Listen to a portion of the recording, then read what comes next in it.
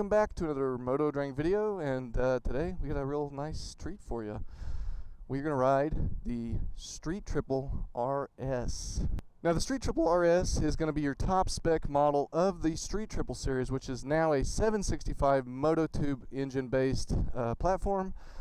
This is the bike that basically comes track ready, which is great. You could buy it and go thrash on it, with one really neat add-on, and that's this Competition Works exhaust that was made for this bike, and the business is actually Oregon run. So we're going to start it up and see what that sounds like. But first, let's get into some of the basics.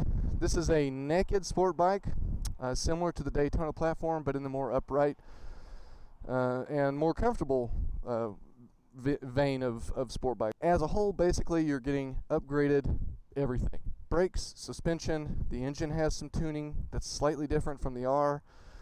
And this 2020 model has a bump in power in the mid-range, which is quite nice, of around 9%.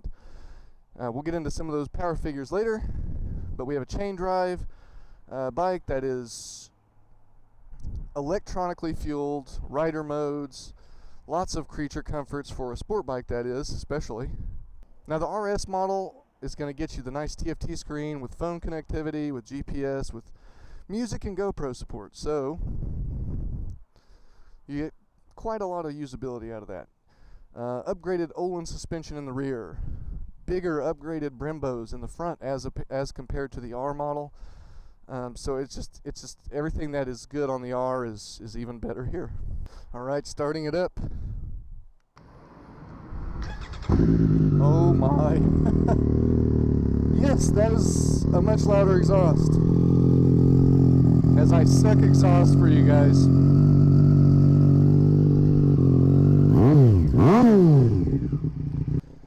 She sounds absolutely brutal.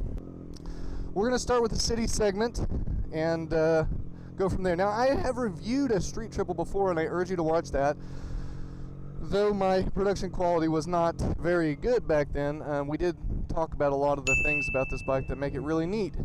And namely, it's easy to ride.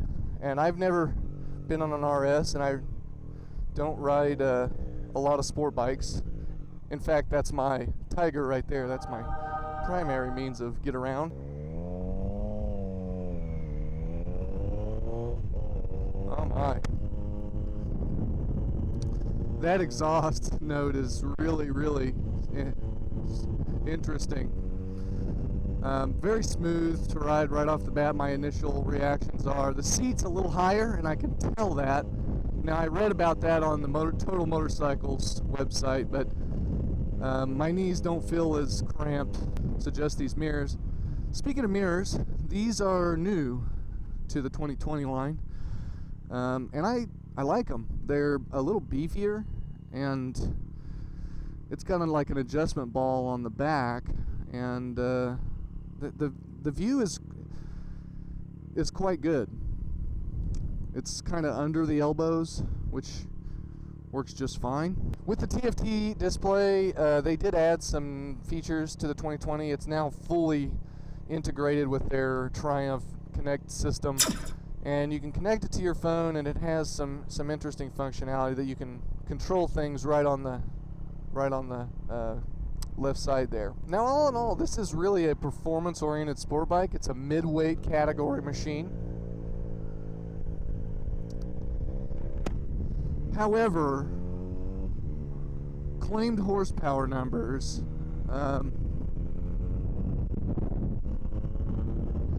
are quite high for a midweight. 121 horsepower listed at peak, which is at the high 11,500-ish RPM figure.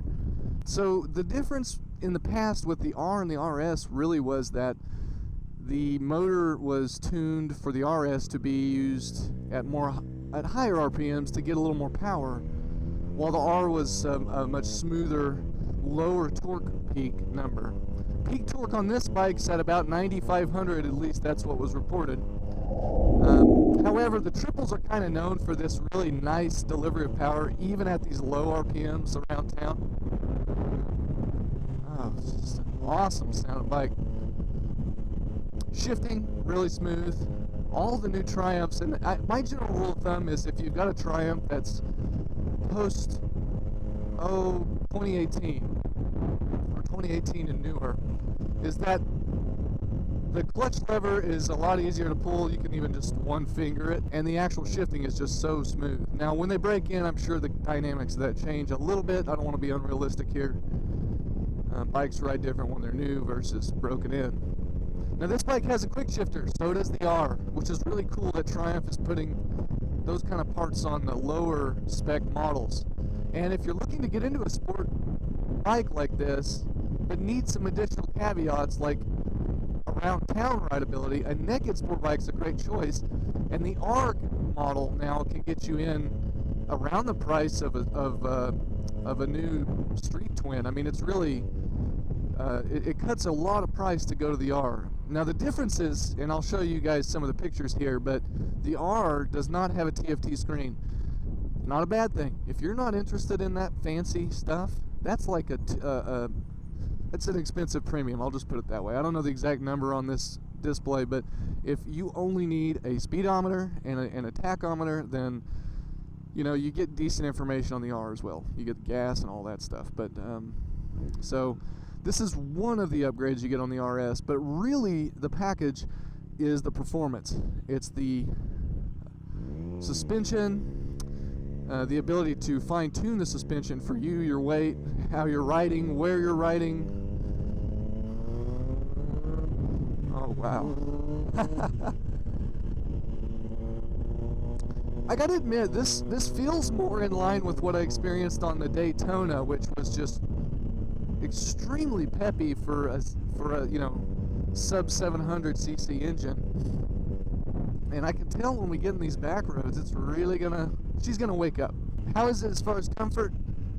Well, pretty neutral. I'm sitting barely canted forward. The seat's decently padded, although you never know until you take like a 4-hour ride to see how that feels on your buns. There's the horn, as always. I have to beep that. Gosh, that exhaust. I am so spoiled to a quiet exhaust that, you know, for me, it sounds good, but I don't know if I'd want this long term. But it does sound great. And if you're, you know, really wanting a sport bike at a good price that will get you just an easily rideable machine with just a lot of power and flexibility, this is a good machine. Now I actually love these naked sport bikes so much that I turned my 2006 Hayabusa into one. I'll show it here. I started my YouTube channel making that bike. I just love everything motorcycling, and I thought I'd share the experiences, but you know, it turned into a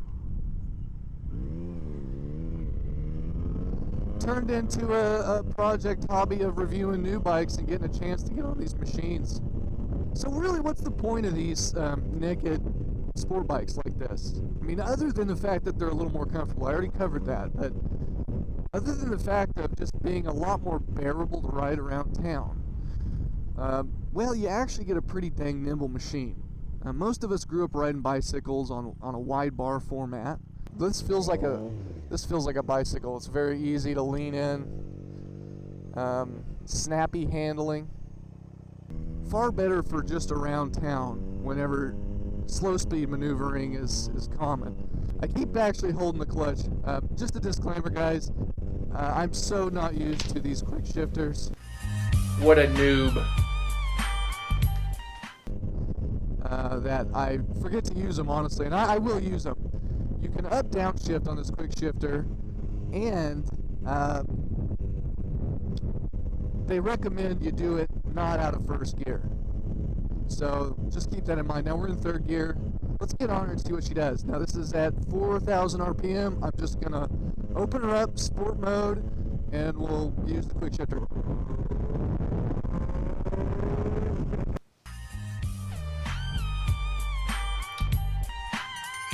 Look at that sloppy throttle work. Squid. Scrub. squid scrub. Oh yeah. Really nice acceleration. The quick shifter, very smooth. Even for me, very smooth. Now you don't have to blip the throttle with the quick shifter. It's a habit of mine from old bikes, so let's just do it without blipping it. Wow. It just takes care of everything for you. We'll do a takeoff here.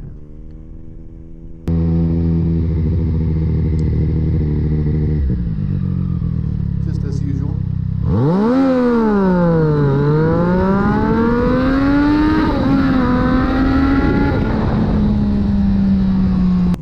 What a fun bike. It's not scary. You know, when I rode the Rocket, it was like, holy crap. This bike is very fast, but the way it delivers the power is very smooth.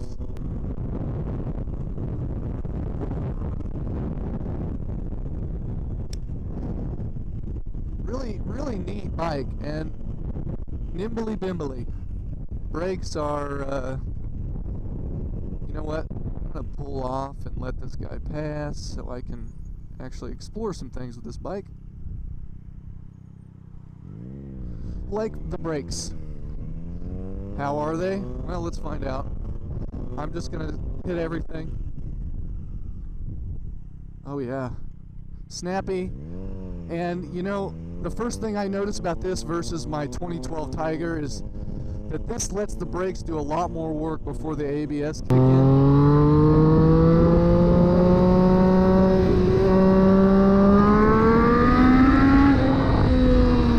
When you get the RPMs up, this thing is scorching. And I love the sound. I'm really, the pipe has grown on me.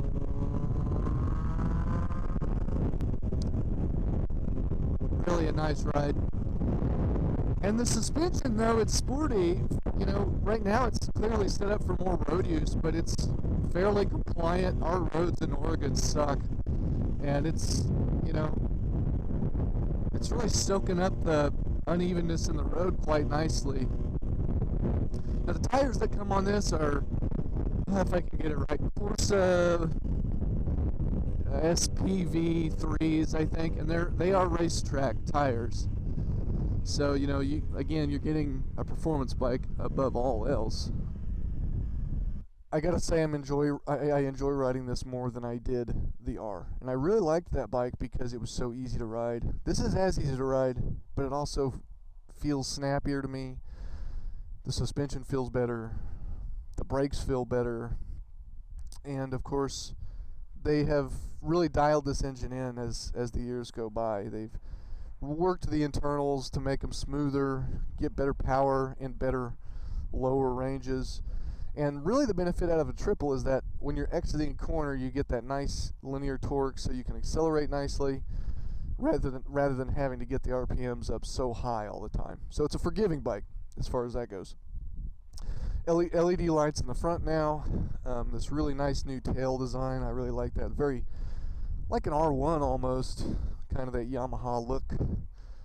And hey, you know, that's not a bad bike to shoot for, let's be honest. Again, this exhaust is an aftermarket one, but it's cool. It's a local company out of Oregon, and hey, they made this for this bike. So if you're interested in this bike or having one like it, come on down to Cascade. They'll definitely get you on one, and they are just awesome folks.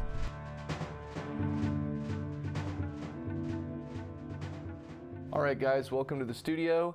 Let's break down the Street Triple R and RS, and let's put it up against some of its competitors to give it a real world perspective. So the base cost of an R model is going to be about $10,500, and that's in the United States. That's pretty good bang for the buck, and when you consider going up against, say, the Yamaha, which is considered the budget bike in this segment, that's actually pretty good considering that what you get on it.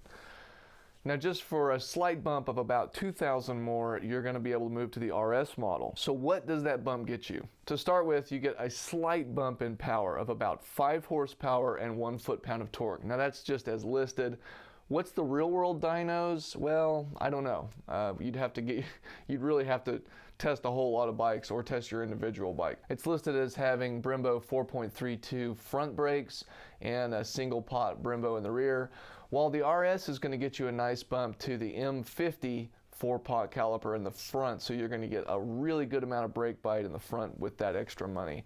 Either way, you're getting a good package. On the suspension front, the RS model is going to get you a bump up to an Öhlins piggyback reservoir suspension. A rear suspension makes a huge difference, so that's quite an upgrade. One other interesting thing is that the seat height appears to be a little bit higher on the RS model at a ½ inch higher, so from 32 to 32.5. Personally, I really liked that. I'm about 6'3", and this is surprisingly comfortable for me at a mid-weight sport bike. So when I sit on certain bikes like Suzuki Gixxers and things like that, I'm really cramped, and on this bike, I was quite comfortable. And of course, when you move up to the RS, you do get the TFT screen, which has some Bluetooth connectivity and other features like that, which is pretty nice. Although, if you're a person who just wants the motorcycle experience, there's no problem with just having a standard gauge and all that. You know, you have to decide if that premium is worth that for you. But it's not just the screen. It's really a lot more than that with these bikes. So how does it stack up against the competition? Well, let's just aim for the top first, and I'm going to go ahead and assume that's KTM with the 890 Duke R. Now, the price points for these bikes are roughly the same, and KTM has shown leaps and bounds in sales, so they are very serious, and that's who you should be aiming for at this point, is I believe KTM. I think for a long time Triumph used to aim at other brands. Now it's KTM. The differences between these bikes performance-wise is the Triumph's going to get you a little more top-end horsepower. The KTM's going to get you more torque. And you're probably going to feel that torque more early on in the RPM range because it's a twin. Now, I've never ridden a Duke. I'd love to, and I'll ride any bike. No bias here. KTM makes awesome bikes. But I do think that Triumph puts a pretty compelling package. What I would recommend is that you go ride both bikes and see which one you like best. Now let's move on to a big sale competitor, and I know I'm probably leaving out some other mid-weight segment bikes, but I'm trying to focus on really the hot ticket items, and I'm absolutely convinced that Yamaha's MT-09 is going to be the competitor. Now, there is an MT-07, which is also a mid-weight competitor, but for the sake of the argument, I went ahead and went with the bigger mid-weight engine. It's a triple, so it's going to align really well against the Triumph. And the price is about $9 grand, so really it's a good deal. I mean, Yamaha always has a good budget, you know, bang for the buck kind of sales model. But when you start to look at the component level of the Yamaha, that's where it sort of falls behind the KTM and the Triumph, or whatever, Ducati, whoever you stack it up against. You're getting unlisted suspension and brake equipment. It's probably Nissan or something, which is not bad. Both of my bikes currently have Nissan brakes, and they're good brakes. But you know, you're getting premium items at a component level when you move to Triumph. Even at the lower level R model, you're still getting Brembo front and rear. You're getting Showa fully adjustable front and rear. These are all good bikes, and I would urge you to, first of all, buy what you want. Obviously, freedom of choice is a big deal, but and if you're brand loyal, that's okay too. But at the end of the day, go give them a shot, see what you think. Now, to me, all these bikes have a lot of merit, but let's look at what makes the Triumph stand out in this stack up. The way that I would describe the Street Triple series of bikes is a very easy to ride machine. It's friendly to beginners. It's fun for enthusiasts and experts. And you can buy your way in at whatever degree of riding that you're going to be doing. So if you see yourself pushing the limits, you can get that RS. It doesn't really cost you an arm and a leg. Both of these bikes are going to give you a great commuter option. They're comfortable. The other thing that really characterizes Triumph to me is its refinement, its styling. The matte finish on the paint looked really nice. Of course, you can see elements of the frame.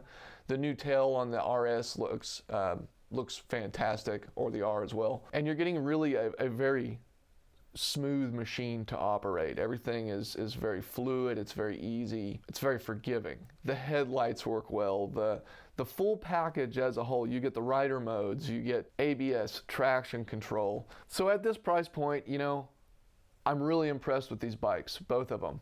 I've ridden the lower level R model in the past, which is comparable to this current R model, although the new R model has a quick shifter, so that's like a pretty big deal for an upgrade. You know, that's like a nice performance item that even comes on the R model. At the end of the day, try these bikes out. Just go take them for a test ride.